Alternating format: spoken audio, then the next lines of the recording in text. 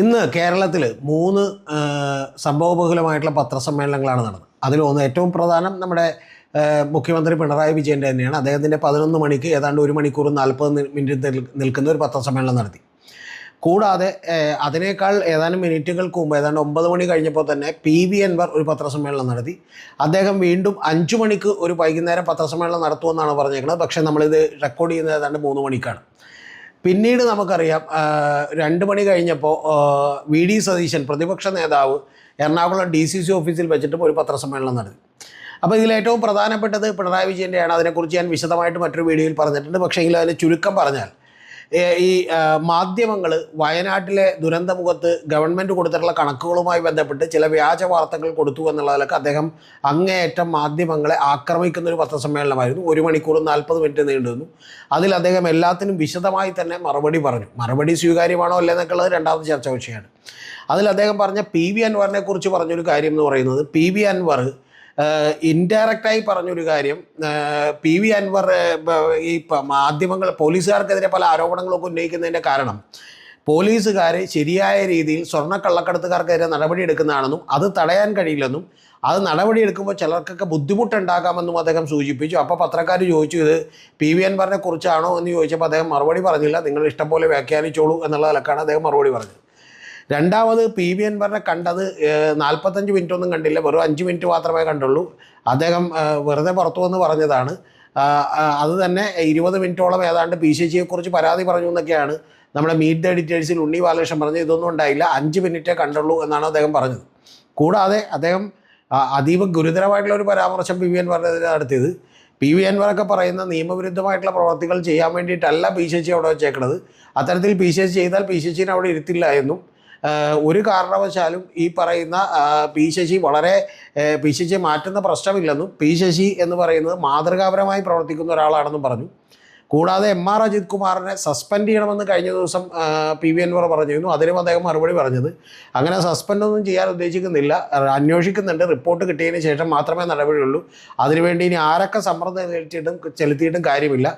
പിന്നെ PV അൻവർ ചെയ്തതിന് അദ്ദേഹം അസന്തുഷ്ടിയും പ്രകടിപ്പിച്ചു. അദ്ദേഹം പറഞ്ഞത് PV അൻവറിനെ ആദ്യത്തെ പത്രസമ്മേളനം കഴിഞ്ഞപ്പോൾ തന്നെ PV അൻവറിനെ കോൺടാക്ട് ചെയ്യാൻ പറഞ്ഞിരുന്നു, ബന്ധപ്പെടാൻ പറഞ്ഞിരുന്നു. പക്ഷേ മുഖ്യമന്ത്രിയുടെ ഓഫീസിൽ നിന്നൊക്കെ വിളിച്ചപ്പോൾ അദ്ദേഹം ഫോൺ ഓഫ് ചെയ്ത് വെച്ചേക്കായിരുന്നു. പിന്നീട് അദ്ദേഹത്തെ പലരും മുഖേനയൊക്കെ കോൺടാക്ട് ചെയ്തിട്ട് പോലും അദ്ദേഹം 2ാമത്തെയും 3ാമത്തെയും പത്രസമ്മേളനം നടത്തിയെന്നും ഇത് ഇടതുപക്ഷ രീതിയല്ലെന്നും അദ്ദേഹം കോൺഗ്രസിൽ നിന്ന് വന്നതാണ് എന്നുമൊക്കെയാണ് അദ്ദേഹം പറഞ്ഞിട്ടുള്ളത്. എന്ന് പറഞ്ഞാൽ വളരെ വിശദമായി മറുപടിയിൽ അദ്ദേഹം കൃത്യമായിട്ട് PV അൻവറിനെ തള്ളിക്കളയുകയാണ് ചെയ്തിട്ടുള്ളത്. യഥാർത്ഥത്തിൽ PV അൻവറിൻ്റെ നില വളരെ പരുങ്ങലിലാണ്, അപകടത്തിലാണ് എന്ന് പറയാതെ വയ്യ. അല്ലെങ്കിൽ PV അൻവറിൻ്റെ പുറകിലുള്ളവരൊക്കെ വലിയ ശക്തരാണ്. പക്ഷേ ആ പുറകിലുള്ളവർക്കും ഈവൻ മാർക്സിസ്റ്റ് പാർട്ടിയിലെ ചില പ്രമുഖർ പുറകിലുണ്ട്. കൂടാതെ വിദേശ ബന്ധമുള്ള ചില വലിയ മലയാളികളായിട്ടുള്ള തന്നെ വലിയ ബിസിനസ്സുകാരുമൊക്കെ അദ്ദേഹത്തിൻ്റെ പുറകിലുണ്ട്. ആ പുറകിലുള്ളവർക്കെല്ലാം തന്നെ വളരെ സ്ട്രോങ് ആയിട്ടുള്ളൊരു മെസ്സേജ് പിണറായി വിജയൻ കൊടുത്തിരിക്കുന്നു. അദ്ദേഹം പറഞ്ഞത്, നിങ്ങൾ ഈ പറയുന്ന കാര്യങ്ങളൊന്നും കാണിച്ചുകൊണ്ട് എന്നെ ഭയപ്പെടുത്താൻ കഴിയില്ലെന്നും ഞാൻ ഇതേപോലെ തന്നെ അങ്ങോട്ട് മുന്നോട്ട് പോകുമെന്നുമാണ് അദ്ദേഹം പറഞ്ഞേക്കുന്നത്. കൂടാതെ ഇതിലേറ്റവും പ്രധാനപ്പെട്ടൊരു കാര്യം നിങ്ങൾ മറന്നു പോകരുത്, MR അജിത് കുമാർ മുഖ്യമന്ത്രിക്ക് കൂടി ഒരു കത്ത് കൊടുത്തിട്ടുണ്ട്. ആ കത്തിൽ പറയുന്നത് സ്വന്തം എനിക്കെതിരെയുള്ള എല്ലാ ആരോപണങ്ങളും അന്വേഷിക്കണം എന്നാണ്. അതുകൂടാതെ രണ്ടാമത്തെ കാര്യമെന്ന് പറയുന്നത്, ഈ ആരോപണങ്ങളെല്ലാം തെറ്റാണെന്ന് തെളിഞ്ഞിട്ടുണ്ടെങ്കിൽ നമ്മുടെ മുതിർന്ന ഉദ്യോഗസ്ഥർക്കെതിരെ ആരെങ്കിലും ആരോപണം ഉന്നയിക്കുക തെറ്റാണെന്ന് തെളിയുകയും ചെയ്താൽ ഗവൺമെൻറ്റിന് ആരോപണം ഉന്നയിച്ചവർക്കെതിരെ നടപടികളെടുക്കാം. അപ്പോൾ അത്തരത്തിലുള്ള നടപടികൾ PV അൻവറിനെതിരെ എടുക്കണം എന്നാവശ്യപ്പെട്ടിട്ടുണ്ട് MR അജിത് കുമാർ. എന്ന് പറഞ്ഞാൽ മുഖ്യമന്ത്രി പിണറായി വിജയനും ആഭ്യന്തര വകുപ്പും എല്ലാം കൃത്യമായി MR അജിത് കുമാറിനെയും PCCയെയും സംരക്ഷിക്കുന്നു എന്ന് പറഞ്ഞാൽ ഉറപ്പായും അത് ഭാവിയിലേക്ക് നമ്മുടെ PV അൻവറിന് വലിയ വലിയ പ്രശ്നങ്ങൾ സൃഷ്ടിക്കുമെന്നുള്ളൊരു കാര്യത്തിൽ ഒരു സംശയവുമില്ല. പിണറായി വിജയൻ്റെ ബോഡി ലാംഗ്വേജിലൂടെ കൃത്യമായി ഞാൻ മനസ്സിലാക്കുന്ന ഒരു കാര്യം, അദ്ദേഹം ഇതിന് തിരിച്ചടിക്കാൻ തീരുമാനിച്ചിരിക്കുന്നു എന്ന് തന്നെയാണ്. അതായത് തന്നെ ലക്ഷ്യം വെച്ചുകൊണ്ട് ഈ പറയുന്ന ചില മൂലധന ശക്തികളും അതുപോലെ തന്നെ പാർട്ടിക്കുള്ളിലെ ചില സഖാക്കൾ വലിയ നേതാക്കന്മാരും ഒക്കെ കൂടി നടത്തിക്കൊണ്ടിരിക്കുന്ന പ്രവർത്തനങ്ങളെക്കുറിച്ച് അദ്ദേഹത്തിന് കൃത്യമായ വിവരം ലഭിച്ചിരിക്കുന്നു. അതിൽ ചില ആളുകൾ മുഖ്യമന്ത്രിയാകാനൊക്കെ തയ്യാറെടുക്കുന്നു, അവർ മന്ത്രിമാരൊക്കെ ആകരാകണമെന്ന് കൂടി തീരുമാനിച്ചിട്ടുണ്ട്. അപ്പോൾ ഇത്തരത്തിലുള്ള തീരുമാനങ്ങളുടെ എല്ലാം ക്രിസ്റ്റൽ ക്ലിയർ ആയിട്ടുള്ള ഒരു ഐഡിയ പിണറായി വിജയന് കിട്ടിയിരിക്കുന്നു. അപ്പോൾ കിട്ടിയ പിണറായി വിജയൻ വളരെ കൃത്യമായി ഇന്ന് പാർട്ടിക്കുള്ളിലെ ആളുകൾക്കും ഈ മൂലധന ശക്തികൾക്കുമൊക്കെ എതിരെ ആഞ്ഞടിക്കുകയും കൃത്യമായിട്ടുള്ളൊരു മെസ്സേജ് കൊടുക്കുകയും ചെയ്തിട്ടുണ്ട്. അതുകൂടാതെ അദ്ദേഹം പറഞ്ഞേക്കുന്ന ഒരു കാര്യം, PV അൻവർ എന്ന് പറയുന്നത് എന്തൊരു കൾച്ചറില്ലാത്ത ആളാണ് എന്നുള്ളതാണ് പറഞ്ഞേക്കുന്നത്. അതിൻ്റെ കാര്യം അദ്ദേഹം പറയാൻ കാര്യം, വിളിക്കുന്ന ഫോൺ കോളുകളൊക്കെ റെക്കോർഡ് ചെയ്യുകയും അങ്ങനെ പുറത്ത് പരസ്യപ്പെടുത്തുകയും ചെയ്യുന്ന ഒരാളാണ് PV അൻവർ എന്ന് പറയുമ്പോൾ അദ്ദേഹം വളരെ കൃത്യമായിട്ടുള്ള ചില സൂചനകൾ നമുക്ക് നൽകുന്നുണ്ട്. കൂടാതെ ഈവൻ സുജിത് ദാസ് അടക്കമുള്ള SP പോലും അദ്ദേഹം ന്യായീകരിക്കുകയാണ്. അതായത് മലപ്പുറത്ത് നിന്ന് പിടിച്ചിട്ടുള്ള സ്വർണം, അതിൻ്റെ കണക്കുകളൊക്കെ ഞാൻ മറ്റൊരു വീഡിയോയിൽ പറഞ്ഞിട്ടുണ്ട്. ആ സ്വർണം പിടിച്ചതെല്ലാം വളരെ കൃത്യമായിരുന്നുവെന്നും അതിൽ പിടിച്ചെടുത്ത സ്വർണത്തിൽ കുറച്ചൊക്കെ നഷ്ടപ്പെട്ടുകൊണ്ട് ബാക്കിയുള്ള സ്വർണ്ണമാണ് കോടതിയിലേക്ക് എത്തിയതെന്ന് പറഞ്ഞാൽ ഡ്രസ്സിലൊക്കെ തേച്ച് പിടിപ്പിച്ച സ്വർണ്ണമാണെന്നും അപ്പോൾ അത് ഡ്രസ്സ് തന്നെ തീയിട്ടുകയും അത് കത്തിക്കുകയും ചെയ്തിട്ട് ബാക്കിയുള്ള സ്വർണ്ണം മാത്രമേ ഇവിടെ കൊടുക്കാൻ കഴിയുമെന്നും പറഞ്ഞതിലൂടെ കൃത്യമായി പോലീസിൻ്റെ അടുത്ത് നിന്ന് ഈ ഉയർന്നിട്ടുള്ള ആരോപണങ്ങൾക്കെല്ലാം തന്നെ മുഖ്യമന്ത്രി പിണറായി വിജയൻ വളരെ വളരെ കൃത്യമായി റിപ്പോർട്ട് എടുത്തിരിക്കുന്നു. അത് അദ്ദേഹം വിശ്വസിക്കുന്നു, ശരിയാണെങ്കിലും തെറ്റാണെങ്കിലും എന്നാണ് നമുക്ക് അനുമാനിക്കാൻ കഴിയുന്ന ഒരു കാര്യം. രണ്ടാമത്തെ കാര്യം, P ശശിയെക്കുറിച്ചുള്ള ആരോപണങ്ങളിൽ അദ്ദേഹം അങ്ങേയറ്റം കുപിതരാണ് എന്ന് വേണം നമ്മൾ മനസ്സിലാക്കാൻ. കാരണം അദ്ദേഹം പറഞ്ഞിട്ടുള്ള വാചകങ്ങൾ നിങ്ങളൊന്ന് റിപ്പീറ്റ് ചെയ്ത് കേട്ടാൽ നമുക്ക് മനസ്സിലാകും P ശശിയെക്കുറിച്ച് യാതൊരു തരത്തിലുള്ള അന്വേഷണവുമില്ല, ആരെങ്കിലുമൊക്കെ ആരോപണം ഉന്നയിച്ചാലും ഇത് മാറ്റുന്ന പ്രശ്നമില്ല എന്നുള്ളതാണ് പറഞ്ഞേക്കുന്ന ഒരു കാര്യം. ഇതുകൊണ്ട് നമ്മൾ വ്യക്തമായി മനസ്സിലാക്കേണ്ട ഒരു കാര്യം, P ശശി ഈ കഴിഞ്ഞ തവണ നമ്മുടെ PV അൻവർ പറഞ്ഞിരുന്ന ഒരു കാര്യം, ഈ MR അജിത് കുമാറിനെ സ്ഥാനത്ത് നിന്ന് മാറ്റി നിർത്തിയാൽ മാത്രം പോരാ, അദ്ദേഹത്തെ സസ്പെൻഡ് ചെയ്യണമെന്നാണെങ്കിൽ അങ്ങനെ ഒരു കാര്യം റിപ്പോർട്ട് കിട്ടുന്നതിന് മുമ്പ് ഉദ്ദേശിക്കേ വേണ്ട എന്നുള്ളതാണ് വ്യക്തമാക്കിയേക്കുന്നത്. ഇതെല്ലാം പറയുമ്പോൾ ഇന്ന് രാവിലെ PV അൻവർ ഉന്നയിച്ചിട്ടുള്ള കുറച്ച് ആരോപണങ്ങൾ കൂടിയുണ്ട്, അത് നിങ്ങളൊന്ന് കേൾക്കണം. അദ്ദേഹം പറഞ്ഞിട്ടുള്ളത് 33,80,100 രൂപ കൊടുത്ത് കവടിയാറിലുള്ള ഒരു ഫ്ലാറ്റ് MR അജിത് കുമാർ സ്വന്തമാക്കുന്നു. ആ സ്വന്തമാക്കിയിട്ടുള്ള ഫ്ലാറ്റ് കേവലം 10 ദിവസത്തിനുള്ളിൽ, ആ 10 ദിവസത്തിനുള്ളിൽ അതിൻ്റെ പോക്കുവരവും ബാക്കിയുള്ള കാര്യങ്ങളൊക്കെ ചെയ്തെടുക്കാൻ പോലും ബുദ്ധിമുട്ടായിരിക്കും. പക്ഷേ 10 ദിവസത്തിനുള്ളിൽ, അതായത് ഒരു ബിൽഡറുടെ കയ്യിൽ നിന്ന്, കോണ്ടോർ എന്ന് പറയുന്ന ഒരു ബിൽഡറുടെ കയ്യിൽ നിന്ന് ഇത് കൃത്യമായി അവരുടെ MDയുടെ പക്കൽ നിന്ന് ഈ MR അജിത് കുമാർ സ്വന്തമാക്കുന്നു.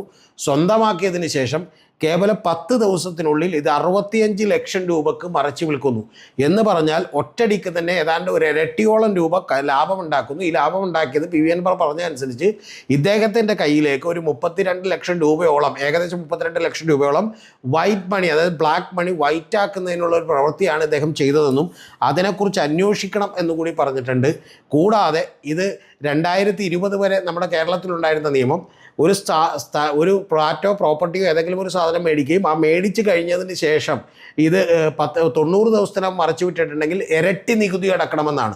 ആ ഇരട്ടി നികുതി അടച്ചിട്ടില്ല എന്നും പറയുന്നുണ്ട്. അതിൽ റിപ്പോർട്ടർ ചാനലിൽ ഒരാൾ പറഞ്ഞ ഇരട്ടി നികുതി അടച്ചിട്ടുള്ളതാണ്. ഇരട്ടി നികുതി അടക്കണമെന്ന് പറയുന്നത് ഈ പറയുന്ന 65 ലക്ഷം രൂപക്കും ഇരട്ടി നികുതി അടക്കണമെന്നാണ്.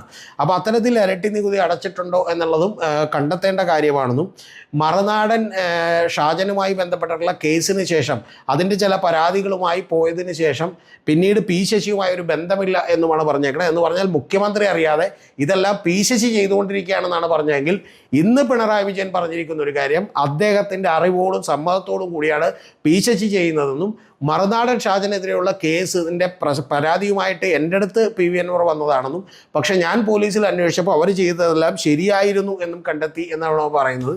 കൂടാതെ ഇന്ന് PV അൻവർ പറഞ്ഞേക്കണം മറ്റൊരു ആരോപണം MR അജിത് കുമാറിനെതിരെയുള്ളത്, മാമി എന്ന് പറയുന്ന ഒരു വ്യവസായി, ഒരു റിയൽ എസ്റ്റേറ്റ് വലിയ റിയൽ എസ്റ്റേറ്റ് ബ്രോക്കറെ, ഒരു ഏജൻറ്റിനെ അവിടെ നിന്ന് കാണാതായിട്ടുണ്ട്. അദ്ദേഹം വലിയ തോതിൽ റിയൽ എസ്റ്റേറ്റ് ബിസിനസ് നടത്തിക്കൊണ്ടിരുന്ന ഒരാളാണ്. ഏതാണ്ട് 20 കോടിയുമായി ബന്ധപ്പെട്ടൊരു പണമുണ്ട്. അപ്പോൾ ഈ MR അജിത് കുമാർ മാമി വഴി ചില ഇൻവെസ്റ്റ്മെൻറ്റുകൾ നടത്തിയിട്ടുണ്ട് എന്നുള്ളതാണ് ഇന്ന് അദ്ദേഹം ഉന്നയിച്ചിരിക്കുന്ന ഒരാരോപണം. എടവണ്ണ കേസിൽ കൊല്ലപ്പെട്ടയാളുടെ ഭാര്യയും ബന്ധുക്കളും തന്നെ പുനരന്വേഷണം നടത്തണമെന്ന് ആവശ്യപ്പെട്ടുകൊണ്ട് മുഖ്യമന്ത്രിയെ കാണുന്നുണ്ട്. കൂടാതെ പൂരം കലക്കിയതിൻ്റെ പിന്നിലും MR അജിത് കുമാറാണ്. അതായത് കൃത്യമായ ഒരു പ്ലാൻ അവിടത്തെയുള്ള കമ്മീഷണർ തയ്യാറാക്കിയിട്ടും അത് വേണ്ട, ഞാൻ പറയുന്ന പ്ലാൻ നടപ്പാക്കിയാൽ മതി എന്ന് പറഞ്ഞുകൊണ്ടാണ് MR അജിത് കുമാർ രംഗത്തേക്ക് വന്നതെന്നും പൂരം എന്ന് പറയുന്ന ഒരു സാധാരണ ഉദ്യോഗസ്ഥന് കലക്കാൻ ധൈര്യമുണ്ടാവില്ല എന്നുമാണ് രാവിലെ പറഞ്ഞേക്കുന്നത്. പക്ഷേ നമ്മൾ അറിയേണ്ട ഒരു കാര്യം, ഇതിനെല്ലാം തള്ളിക്കളഞ്ഞുകൊണ്ട് ഞാൻ നേരത്തെ പറഞ്ഞ കാര്യങ്ങളുമായി മുഖ്യമന്ത്രി കൃത്യമായി പറഞ്ഞിരിക്കുന്നത്, എന്നെ അവിടെ നിർത്തിക്കൊണ്ട് എന്നെ ഒന്നും അറിയിക്കാതെ P ശശി നടത്തുന്ന ഭരണമല്ല എന്നും അദ്ദേഹം കൃത്യമായി കാര്യങ്ങൾ ചെയ്യുകയാണെന്നുമാണ് പറഞ്ഞത്. യഥാർത്ഥത്തിൽ PV അൻവർ ഇന്ന് രാവിലെയും പറഞ്ഞത് മുഖ്യമന്ത്രിയിൽ എനിക്ക് വിശ്വാസമുണ്ടെന്നും പക്ഷേ മുഖ്യമന്ത്രിയെ ചതിക്കുകയാണ് നമ്മുടെ P ശശിയും അതുപോലെ MR അജിത് കുമാറും കൂടിയെന്നാണ് പറഞ്ഞതെങ്കിൽ 11 മണിയുടെ 1 മണിക്കൂർ 40 മിനിറ്റ് നീണ്ട പത്രസമ്മേളനത്തിൽ സുവ്യക്തമായി മുഖ്യമന്ത്രി പറഞ്ഞിരിക്കുന്നു. അവരെല്ലാം കൃത്യമായി മുഖ്യമന്ത്രിയോട് ആലോചിച്ചുറപ്പിച്ചുകൊണ്ടാണ് ചെയ്യുന്നതെന്നും അവരെല്ലാം വിശ്വസ്തരായിട്ടുള്ള സേവകരാണെന്നും എം.ആർ. അജിത് കുമാറിന് തെറ്റുപറ്റിയോ എന്നുള്ളത് പരിശോധിക്കുമെന്നും പി ശശിയുടെ കാര്യത്തിൽ ആ കാര്യം പോലും ഇല്ല എന്ന് പറയുമ്പോൾ യഥാർത്ഥത്തിൽ PV അൻവർ എന്ന് പറയുന്ന ഒരാൾ കൂടുതൽ അപകടത്തിലേക്കാണ് എന്നാണ് നമ്മൾ മനസ്സിലാവുന്നത്. കഴിഞ്ഞ ദിവസം PV അൻവറിൻ്റെ ഫേസ്ബുക്ക് പോസ്റ്റിൽ മറ്റേ നമ്മുടെ വിനായകൻ്റെ ഫോട്ടോ ഇട്ടിട്ട്, നമുക്കറിയാമല്ലോ മറ്റേ രജനീകാന്തിൻ്റെ പടത്തിൽ വിനായകൻ അഭിനയിച്ചിരുന്നു, ആ വിനായകൻ്റെ ഫോട്ടോ ഇട്ടിട്ട് മനസ്സിലായോ സാറേ എന്ന് ചോദിക്കുന്നൊരു ഫോട്ടോ ഇട്ടിരുന്നു. ഏതാണ്ട് അത് പിൻവലിച്ച് ഇപ്പോൾ പാർട്ടിയോടോ അല്ലെങ്കിൽ മുഖ്യമന്ത്രിയോടോ കീഴടങ്ങേണ്ട ഒരു അവസ്ഥയിലേക്ക് എത്തുമോ എന്നറിയാനാണ് നമ്മൾ കാത്തിരിക്കുന്നത്. PV അൻവർ അത്തരത്തിൽ എത്തുമോ എന്നറിയാൻ എന്താണെങ്കിലും വൈകുന്നേരത്തെ 5 മണിക്കുള്ള പത്രസമ്മേളനം കൂടി കേട്ടാലേ നമുക്ക് മനസ്സിലാവുള്ളൂ. പക്ഷേ ഇതുവരെ നമുക്ക് മനസ്സിലാകുന്ന ഒരു കാര്യം, മുഖ്യമന്ത്രി ഇതിനെ നേരിടാൻ തീരുമാനിച്ചിരിക്കുന്നുവെന്നാണ്.